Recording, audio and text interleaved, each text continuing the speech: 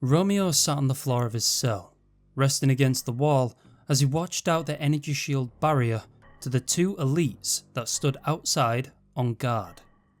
They were both talking to each other in Sangheili. Without his helmet, he was unable to translate, but if he learned anything from observing his enemy through sniper scopes, he could tell they were at ease, most likely just chatting, the way Romeo would with the rest of Alpha 9. Buck, Dutch, Mickey, and the Rookie. Where could they be? After waking up in restraints, he had no way of communicating with the rest of the team.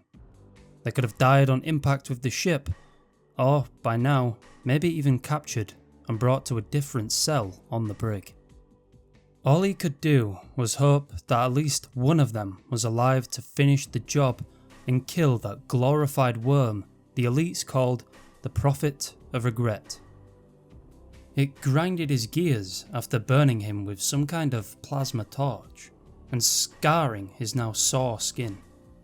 It couldn't even burn him itself, it was just lazy and treated as a monarch. Romeo didn't like that. A creature thinking of itself as a god and above the rest of not only humanity, but even the elites. If it was one thing Romeo hated, it was authority. Even since he was a kid, he was always the sarcastic type. It's the kind of attitude that got him in the ODSTs. It was either that or jail, thanks to his mischievous deeds by sleeping with a general's daughter. The ODSTs had certainly straightened him out, but he was never one to back down from something he either didn't like or disagreed with. Maybe he should have gone to jail. He would have had a better cell than this. Although, if it was on Earth, he might have just been glassed anyway. A whirling in his stomach caught him off guard, and his head knocked back slightly into the wall. It was the telltale signs of exiting slip space. He wasn't even aware that they had entered slip space. It must have occurred while he was out cold. A few seconds after the re-entry to normal space, the lights in the brig flickered, but not like a usual electrical failure. It was longer, by a few seconds. It was as if the lights were turned off and then on. After the lights came the holding cell. The blue barrier holding him hostage shimmered and vanished out of existence. The blue translucent wall was simply no more. Romeo, in shock, looked at the two elites. They turned to face him.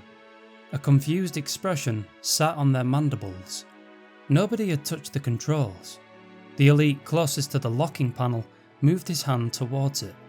Before he could interact with the controls, the door that led to the brig opened with a snap and revealed another ODST. Only unlike Romeo, this one was armed. The elites froze for a second, completely bewildered at Romeo's rescuer. It was the Rookie. Romeo could tell instantly from his signature cream-coloured stripe along the top of his helmet. The elites pointed their weapons at the Rookie and began a barrage of plasma rifle fire. Rookie dived to the left, finding cover behind a Covenant terminal. Splashes of blue plasma began gradually melting through the protective alloy. His protection was already disintegrating. He returned fire, peeking around the now glowing hot cover and blasting controlled bursts from his silenced SMG. Blue energy shields from the elites flared to life, protecting them. The bullets seemed to fall at the aliens' feet after colliding with their shields. They jingled once they hit the floor. Romeo used the distraction to his advantage. After the Rookie's short bursts, he ran behind the elites towards his gear that sat atop a table. His helmet, ammo and weapons scattered across the Covenant workbench. He reaches for his rifle. The magazine was still in. Clearly these Sangheili was unaware of human weapon operations. He pops the safety off and rests the bipod on the table. The elites were creeping closer to the Rookie's position. Before they could reach the overwhelmed Rookie, a blast from the sniper rifle's barrel dispersed a .50 caliber bullet at ear-shattering speeds. The distance was short, maybe only 20 meters. It devastated the elite the Rookie had been firing at. A blue wave emitted a flash as its shields were completely bypassed. The bullet shredded through its armour and swiftly pierced through its head. A heavy and dull thud followed.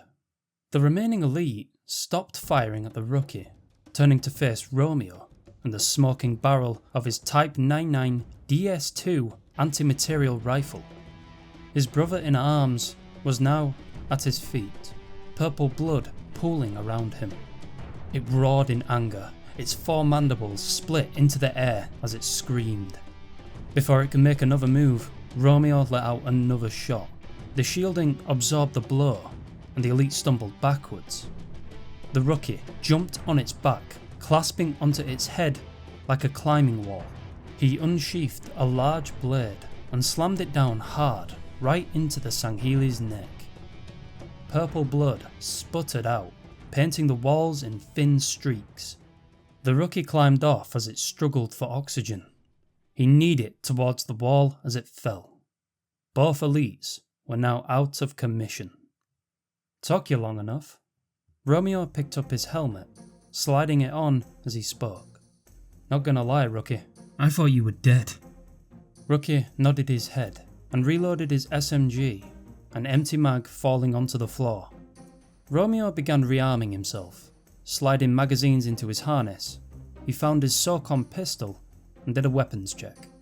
It was full and completely operational. So, where's the rest of us? Rookie shrugged his shoulders. He had been unlucky with his helmet's communications.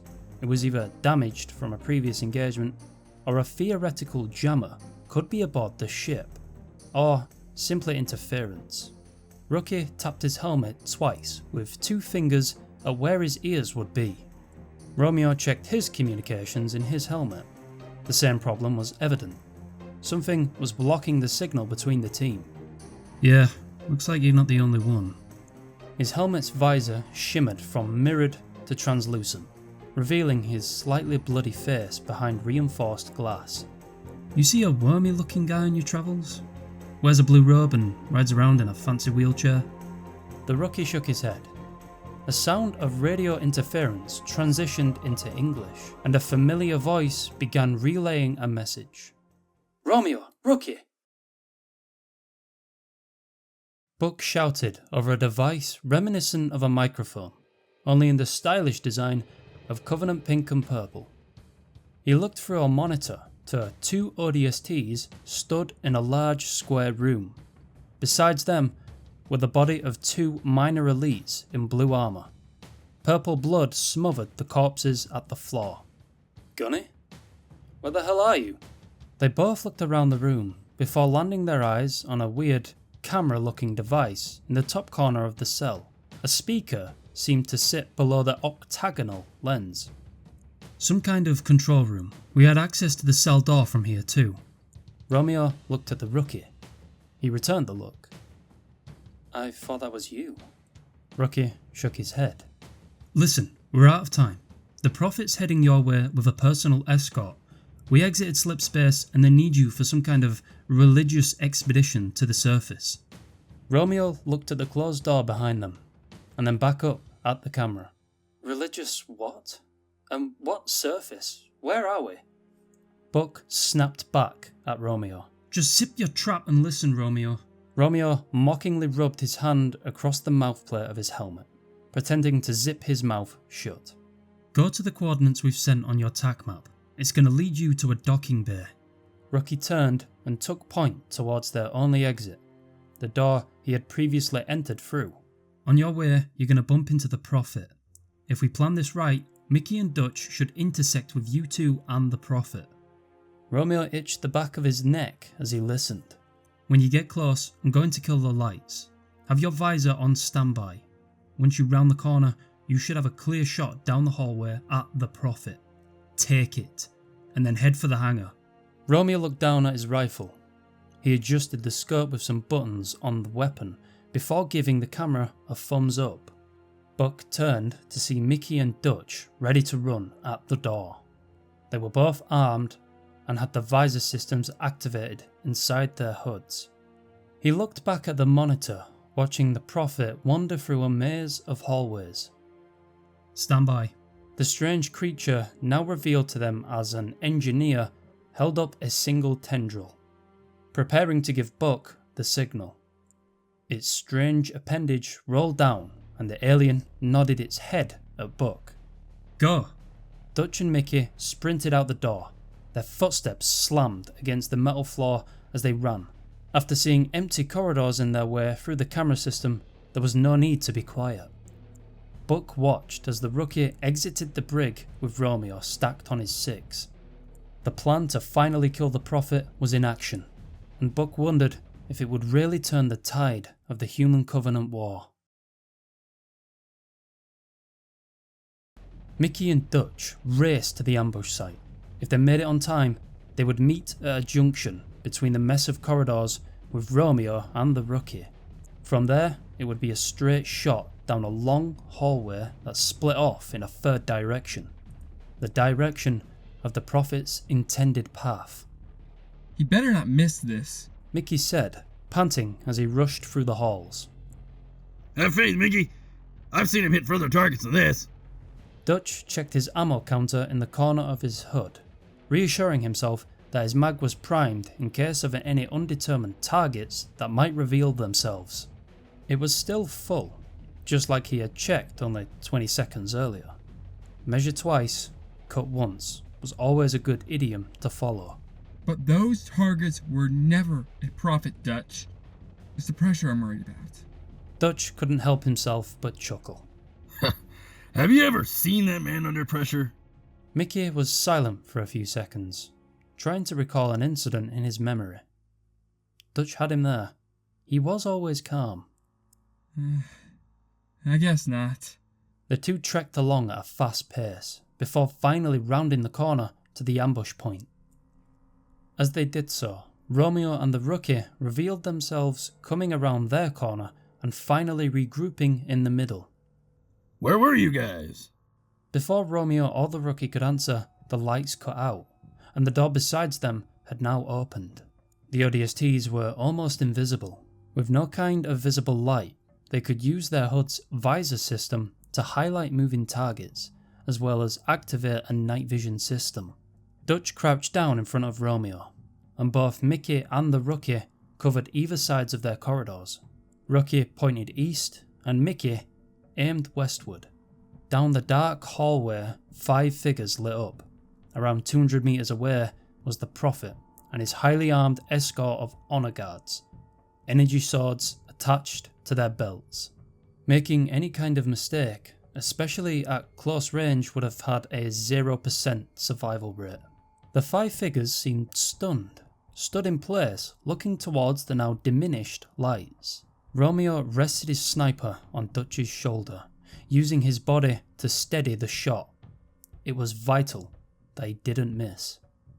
If they did, not only would they be hunted relentlessly, they would have also failed their entire mission, and most likely perish soon after the initial shot. He looked through the scope, slowly lining the barrel up with the Prophet's snake-like head. Romeo held his breath, slowly squeezing the trigger. A blast of fire exited the tip of the sniper rifle, bursting its exhaust fumes through the compensator. For a flash moment, Dutch's visor was covered in a flame. The bullet flew through the oily dark air, ripping through the artificial atmosphere, creating a zipping sound as it travelled. As the sound met the ODST's ears, their hearts skipped a beat. Impact followed microseconds after. It hit. The bullet pierced directly through the Prophet's right eye, and decorating the escorting elites with a fresh coat of Sanshayun blood. Romeo looked up over his scope, almost double checking that his scope wasn't lying to him. The target was down. Their mission was complete, and now it was time to escape before they were executed just as the Prophet had been, or likely worse. The elites around the now deceased Prophet screamed in agony and mourning. Their godlike leader was dead. One of the elites activated its energy sword. The blue light glowed, lighting the dark hallway. It was defeated. It had failed its one and only task, and its clan would more than likely disown him and his bloodline. It plunged its sword into its own chest, killing itself as a more honourable departure from the Covenant, rather than exile. The other three prepared to do the same, until one saw a light move down the hallway. It seized them. Come on, let's go. Move it, move it. The three remaining elites behind them began a sprint towards the now repelling ODSTs. The evac site was marked on their HUD's compass. Running back down the hallway Mickey and Dutch came from, the 4 ODSTs ran like their lives depended on it. If those elites caught up with them, they would cease to exist. Energy swords could cut through metal like butter, and human flesh would undoubtedly be a lot easier. As they ran, Mickey had readied a C-12 explosive device brought for the opportunity of sabotage. He only had one left. The other was given to Buck. As they rounded a corner, Mickey placed the device on the wall. The explosive stuck to the alloy plating like honey. Brace yourselves!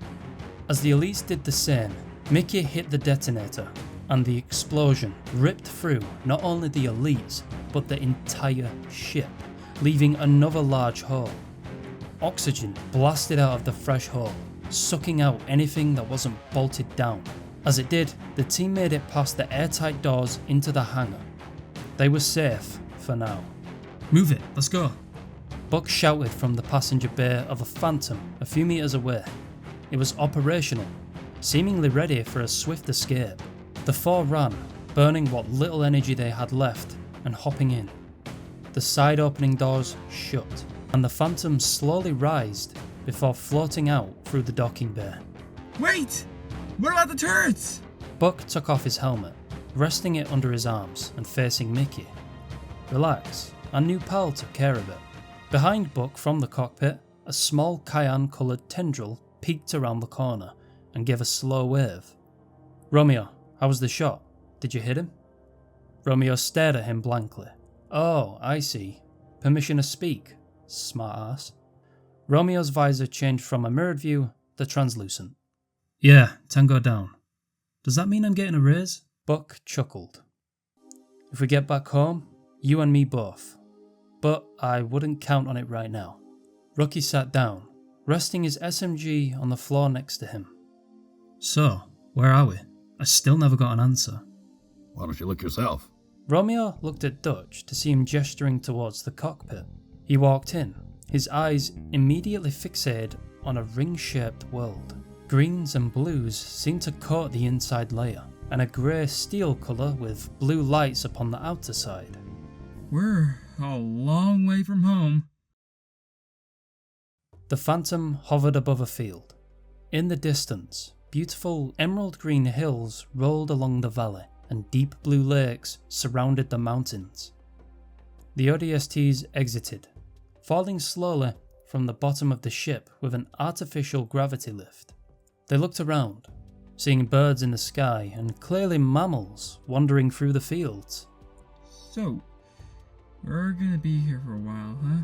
Well, it can't be too bad. The engineer floated behind Buck and tapped his shoulder. It pointed at his armour, to a detonator sitting on his belt. Oh yeah, I almost forgot. He picks it up and squeezes the mechanism. In the sky, the massive supercarrier in orbit flashes a small orange fireball in the middle section of the ship. Buck turns around to the engineer and looks at it. I thought you said this would work. His sentence was cut off as a large, thunderous wave exploded through the carrier, rippling from the middle to either end, destroying it completely. Never mind. They all watched as a blue explosion flashed in the sky. You think someone will find us? As the debris from the ship began falling past the halo, a new slip-space rupture appeared above them. It was UNSC, and magnifying his hood, Buck could see the name of the vessel. Amber clad. Spoke too soon, Mickey. Hey everyone, thank you all for sticking around for part 3 of the story of what if Alpha 9 landed on Regret's ship. I had a lot of fun writing this series, and even more fun editing the whole thing. I just wanted to give a little shout out / mention to Dashy Jinx, as he was the one that originally came up with the concept. So please go visit him on Twitter. His link will be in the description, and send him some love. I really did enjoy writing this one, especially the dialogue between Alpha 9. That was by far some of my favourite moments. So now with this small series over, we move on to our next What If, and one that I am still undecided on. So if you want to leave any suggestions, do so, either in the comments or the Reclaimer Gaming Discord server, which you can find a link to also in the description. Today's Patreon shout out goes to the wonderful Corporal Hot Pockets, as per usual. Your support is greatly appreciated. And if you're new to the channel and enjoyed what you watched, then subscribe to stay in the loop with all the new What Ifs. And if you really enjoyed it, leaving a like helps the channel massively, as it boosts this video and others like this onto the YouTube algorithm, which in turn then recommends these videos to other fans just like you. So be sure to spread the love. That's all for today, guys. This one was a blast. Peace.